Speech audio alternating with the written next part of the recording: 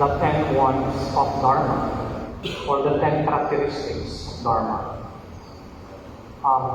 Dharma means the natural state of things, or in this context, a Dharma or a Dharmika is a virtuous people, an ideal member of society, and an ideal human being.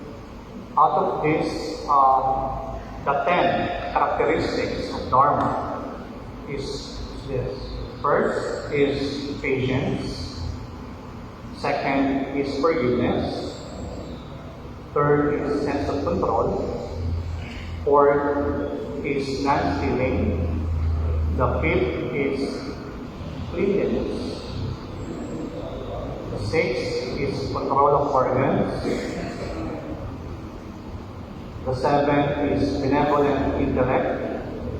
The eighth is spiritual knowledge. Ninth is love for truth. And the 10th, the last but not the least, is non-anger. Out of these 10 characteristics of a virtuous person, I will only focus on the second one, which is forgiveness. Forgiveness is a complex human emotion, but something that we need at some point in our lives. As a human, we are flawed, we are not perfect. It's only normal to make wrongdoings, knowingly or unknowingly.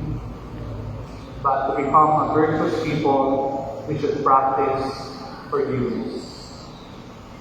We all know the feelings of someone doing wrong to us, and we also know the feelings of doing wrong to other people.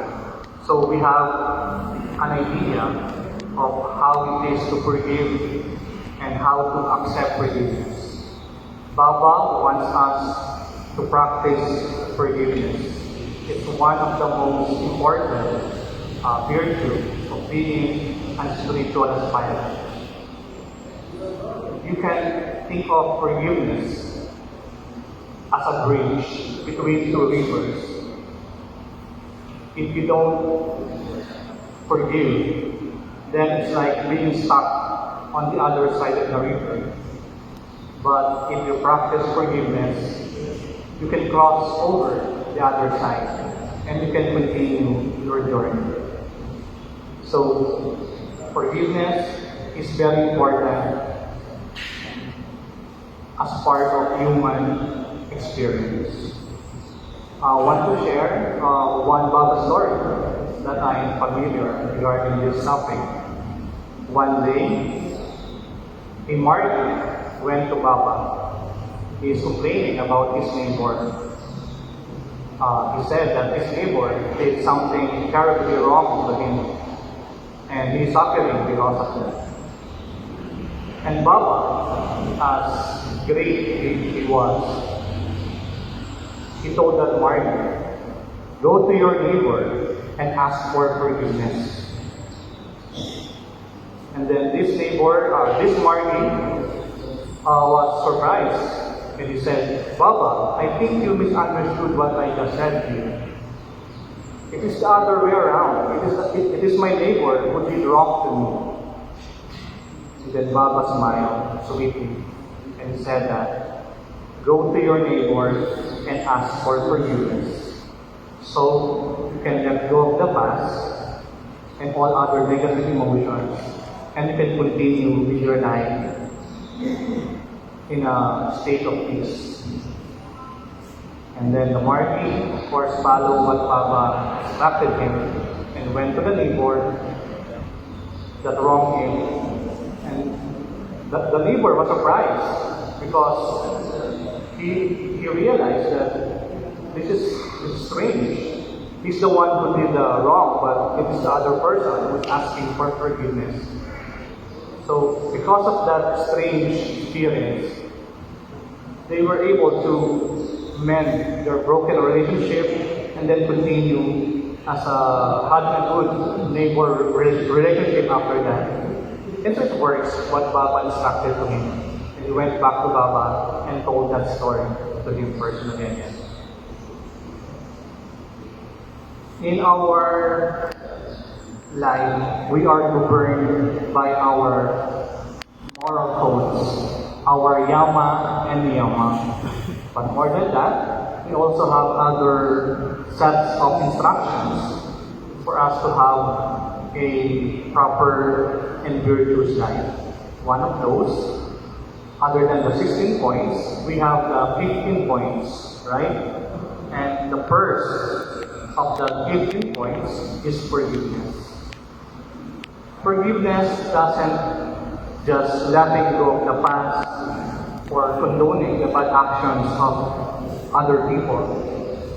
Most importantly is we have to learn from that experience, take the moral lessons of that experience in order for us to grow as a human person and as a spiritual aspirant.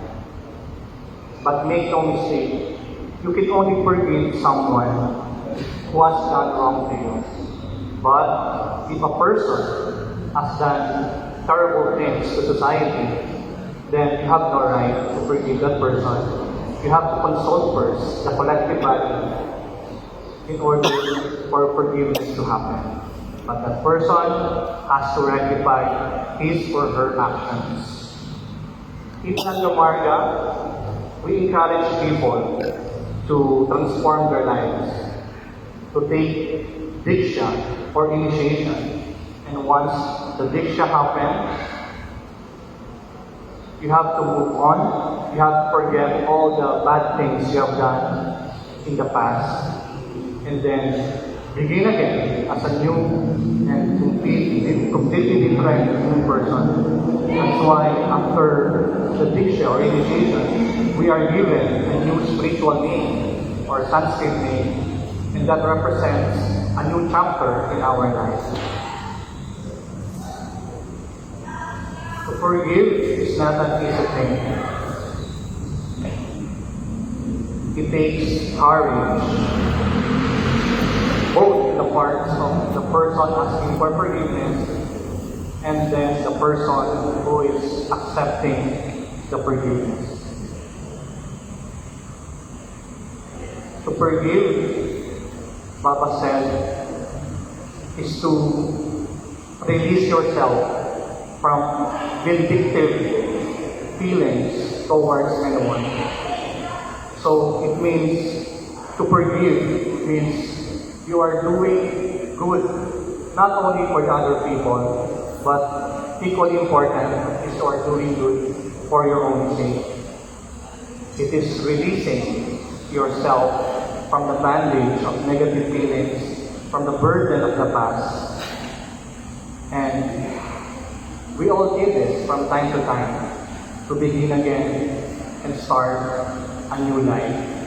But first, we have to accept that we did something wrong, and we have to, and if someone asks for forgiveness from you, you have to find in your heart compassion and humility to accept the other person's forgiveness.